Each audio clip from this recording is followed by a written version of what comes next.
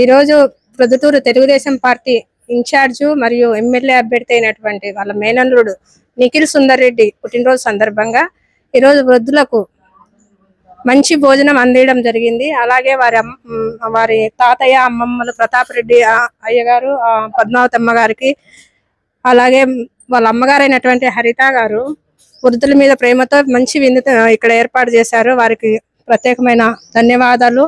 అలాగే నిఖిల్ పుట్టినరోజు శుభాకాంక్షలు. నీకు ఇలాంటి పుట్టినరోజులు మరెన్నో జరుపుకోవాలని, మంచిగా చదువుకొని ఉన్నత శిఖరాలు ఎదగాలని మనస్ఫూర్తిగా కోరుకుంటున్నాను. హరితమ్మ గారికి నమస్కారం. నేను ఈశ్వరమ్మ ఆశ్రమంలో ఉండేమని మాట్లాడుతున్నాను. మీ కొడుకుది బర్త్డే లిఖిత్ గారి సుందర్ రెడ్డి గారిది. Happy birthday, happy birthday. Issue happy birthday to నైనా. నువ్వు బాగా చదువుకొని పెద్దోడు పోయి మీ అమ్మ మీ నాన్నకు గౌరవించి ఇంకా పెద్దోడు పోయి మీ మేనమామలాగా నువ్వు కూడా ఒక పెద్ద నాయకుడి కావాలని మేమందరం కోరుకుంటున్నాం. ఇదే మాదిరిగా మాకు మటన్తోనే మాకు భోజనాలు పెట్టాలి. మేము కోరినట్టు మీ అమ్మ మాకు మటన్ తీసుకొచ్చి పెట్టింది. చాలా చాలా సంతోషము.